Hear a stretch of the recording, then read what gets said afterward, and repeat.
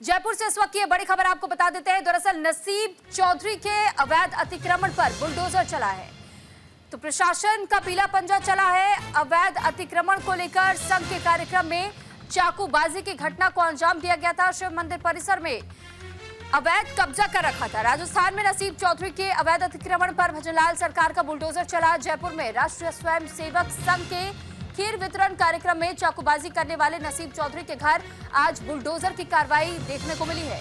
आरोपी ने शिव मंदिर परिसर में अवैध कब्जा कर रखा था।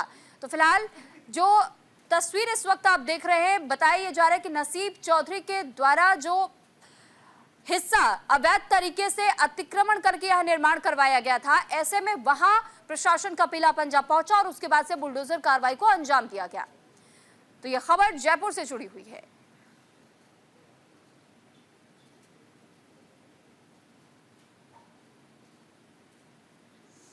मंदिर में जो सार्वजनिक जगह है उसमें नसीब चौधरी जो मंदिर के पड़ोस में मकान है उनके द्वारा कमरा, लेटबाथ और टीन शेड बना के अतिक्रमण किया गया था, जिसकी रिपोर्ट प्राप्त हुई थी। जोन के द्वारा अतिक्रमण रिपोर्ट दी गई थी, जिसके तहत उसको नोटिस दिया गया था। नोटिस का रिप्लाई नहीं आने पर नियमानुसार ध्वस्तीकरण की कार्रवाई की गई है। और इस पर ज्यादा जानकारी के साथ इस वक्त शैलेंद्र शर्मा हमारे साथ जुड़ चुके हैं। शैलेंद्र, सबसे पहले तो आपसे वहां की स्थिति हम समझना चाहेंगे कि इस वक्त वहां से क्या कुछ जुड़े हुए अपडेट्स मिल रहे हैं, क्या जानकारी इस वक्त आपके पास?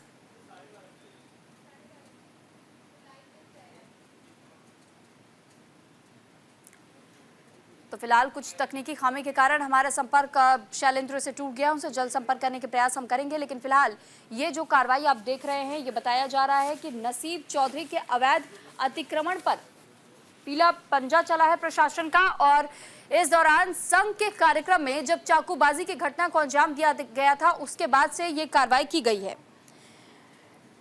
तो आपको याद होगा कि किस तरह संघ का एक कार्यक्रम आयोजित हुआ था और उसी कार्यक्रम में चाकूबाजी की घटना हुई थी, जिसके बाद से अब प्रशासन की ओर से एक्शन लिया जा रहा है।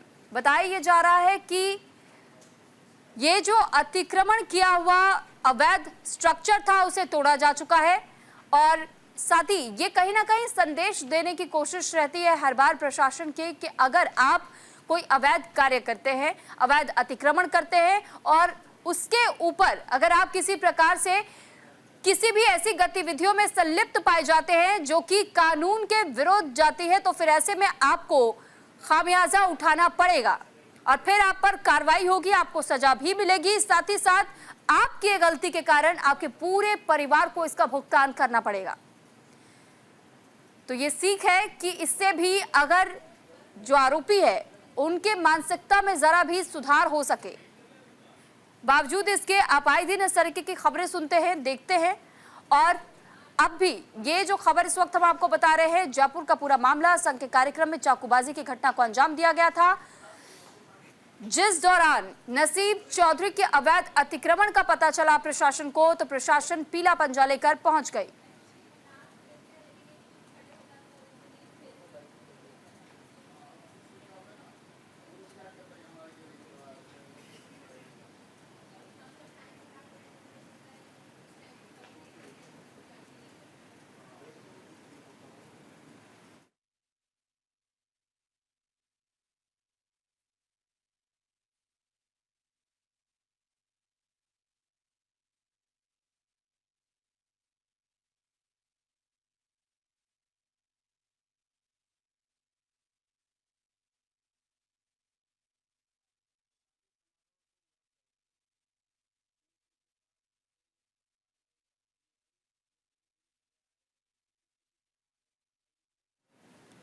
इस पर ज्यादा जानकारी के साथ शैलेंद्र हमारे साथ जुड़ चुके हैं। शैलेंद्र, सबसे पहले तो हम अपडेट आपसे चाहेंगे। जी बिल्कुल, अभी इस समय आपको बता दें कि शरद पूर्णिमा के दिन करनी विहार इलाका है, वहां पर खीर वितरण का कार्यक्रम था। आरएसएस की ओर से कार्यक्रम यह आयोजित किया गया था। उसी दौरान अचानक रात को एक पिता पुत्र है नसीब चौधरी और समेत कुछ लोग वहां पर आए और हथियारों के साथ उन तमाम संघ के कार्यकर्ता जो आरएसएस के कार्यकर्ता थे उन पर हमला किया था, जिससे वे गंभीर रूप से घायल हो गए थे। इस बात को लेकर स्थानीय विधायक और मंत्री भी मौके पर पहुंचे थे, अस्पताल पहुंचे थे और उनकी कुशल से पूछी थी। तो आपको बता दें कि इसके पीछे जब पुलिस ने जांच में पाया कि जो नसीब चौधरी और उसके जो लोग थे, उन लोगों ने वहाँ जो शिव मंदिर जो था, जहाँ कार्यक्रम था, वो नहीं चाहते थे कि इस मंदिर में कोई कार्यक्रम हो, क्योंकि उन्होंने उस मंदिर के पास में अवैध अतिक्रमण कर रखा था, जिसकी वजह से उनका खुलासा हो सकता था। इस वजह से उन्होंने हमला किया था। लेकिन जब पुलिस में जांच में पाया कि वो शिव मंदिर के पास था, वो अवैध अतिक्रमण था, तो आज सवेरे जेडीए की टीम अतिरिक्त पुलिस बल के तहत वहां पहुंची और उन्होंने जो शिव मंदिर के पास जो अवैध अतिक्रमण था, उस पर बुलडोजर चला दिया और वो तोड़ दिया। जगह बीच में यहाँ डाल लो। ठीक है, ठीक है। लेकिन शैलेंद्र साथी, आपसे हम ये भी अब समझना चाहेंगे कि आपने कहा कि अवैध अतिक्रमण के बारे में पता चला, उसके बाद से प्रशासन की तरफ से कार्रवाई की गई है, और अब ये भी जरा हमें बताइएगा कि नसीब चौधरी को लेकर के और क्या कुछ और जानकारी मिली है क्या? और भी कोई ऐसे आपराधिक कुछ ऐसे मामले जो नसीब चौधरी पर दर्ज हो पहले से?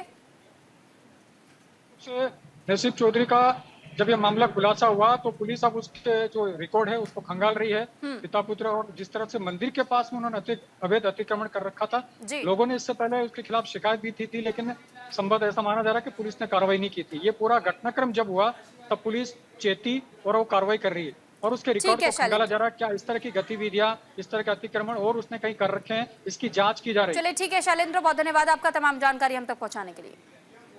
और अब अगली खबर दिल्ली से, जहां दिल्ली में बीजेपी की जन आक्रोश रैली हो रही है और दिल्ली सरकार के खिलाफ प्रदर्शन में बीजेपी के कई बड़े नेता शामिल हैं।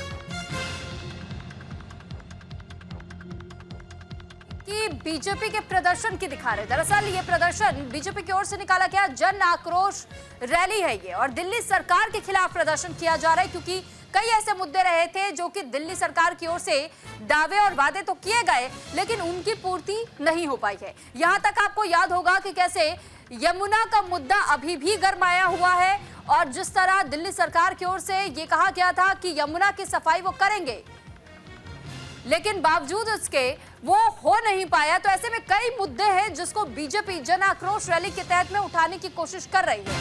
फिलहाल इस पर ज्यादा जानकारी के साथ आनंद हमारे साथ जुड़ चुके हैं। आनंद, सबसे पहले अपडेट हम चाहेंगे कि क्या ये रैली समाप्त हो चुकी है या अभी भी जारी है?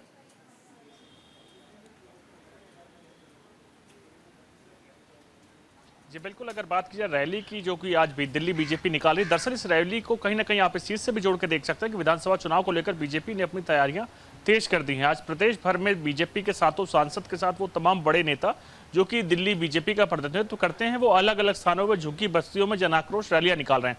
दरअसल इस रैली का मकसद ये है कि तमाम वो मूलभूत सुविधाएं जो कि झुग्गी बस्तियों में नहीं है या कहीं अभाव है, उसको लेकर जनता के बीच में रखा जाएगा और ऐसे कई मुद्दे हैं जिसको लेकर चर्चा की जाएगी। कई बड़े नेता इसमें दुष्यंत गौतम समेत बड़े नेताओं ने शिरकत की और कहीं ना कहीं उस मुद्दे को उठाया, क्योंकि माना जाता है कि झुग्गी और बस्ती वो कोर वोटर है आम आदमी पार्टी का, जिसको बीजेपी कोशिश कर रही है कि जोड़ने का अपनी तरफ। तमाम बड़े नेता झुग्गी बस्ती में पहुंचेंगे, मूलभूत सुविधाओं के साथ तमाम चीज़ों को लेकर जिक्र किया जाएगा और बातचीत की जाएगी और कहीं ना कहीं कोशिश की जाएगी उस मुद्दे को बताने को, जो तमाम झुग्गीवासियों को दिखाने को लेकर कि क्या क्या जो वादे किए गए थे वो वादे पूरे नहीं हुए, जिसके चलते अगर वो एक बार फिर उनसे अपने मुद्दे बताए जाएंगे और कोशिश की जाएगी कि उनको अपनी तरफ लाने को लेकर। माना जाता है कि एक अच्छा खासा वोट बैंक है दिल्ली में झुग्गी बस्ती, जिसको लेकर आम आदमी पार्टी और बीजेपी ने अपनी निगाहें उस मुद्दों पर या कहीं उन लोगों पर थामी हुई हैं और यही आम आदमी पार्टी का एक अच्छा खासा वोट बैंक होता है जिसको बीजेपी लगातार सेंधमारी को लेकर कोशिश कर रही है। और उसी के चलते आज बड़ी जन आक्रोश रैली दिल्ली के तमाम हिस्सों में सातों सांसद के साथ बड़े नेताओं ने झुग्गी में जाके मूलभूत सुविधाओं की तमाम चीज़ों के बीच जनता के बीच रखी है। जी ठीक है, लेकिन आनंद साथी, हम ये भी जानना चाहते हैं कि अब बीजेपी इसके बाद क्या करने वाली है, क्योंकि इस बार बीजेपी को तो कई सारे मुद्दे मिल चुके दिल्ली सरकार के खिलाफ। तो अब इस आक्रोश रैली के बाद से अब अगला कदम क्या होगा बीजेपी की ओर से?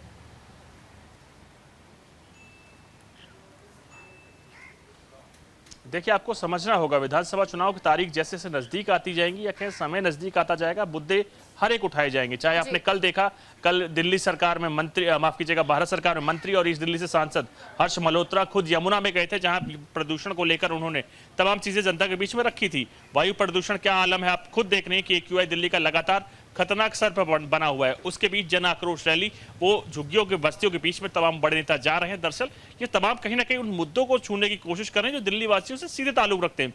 झुग्गी बस्ती एक बड़ा वोट बैंक है जिसको लेकर बीजेपी कोशिश कर रही है कि उसमें सेंधमारी की जा सके। अक्सर माना जाता है कि झुग्गी बस्ती जो वोट बैंक है वो आम आदमी पार्टी का वोट बैंक है, जिसमें बीजेपी हर एक संभव कोशिश करे कि नेताओं को भेजा जा सके, उनको गिनवाई जा सके। क्या मूलभूत सुविधाएं देने का वादा पहले की सरकार यानी आम आदमी पार्टी सरकार ने किया था और असलियत अभी तक कितनी अलग है। उसके बीच पानी को लेकर, वाटर पॉल्यूशन को खुद हर्ष मल्होत्रा समेत तमाम बड़े नेता खुद लगातार इसको लेकर आम आदमी पार्टी पर निशाना साध रहे हैं कि दिल्ली को पेरिस बनाने का वादा किया गया था आम आदमी पार्टी की सरकार से। मुख्यमंत्री अरविंद केजरीवाल ने खुद वादा किया था, लेकिन हकीकत क्या है आपके सामने है। एयर क्वालिटी की बात की जाए तो आप देखिए, लगातार पंजाब से पराली जलाने के बाद दिल्ली का AQI खतरनाक स्तर पर बना हुआ है और दिवाली के बाद वो गैस चैम्बर में तब्दील होगी।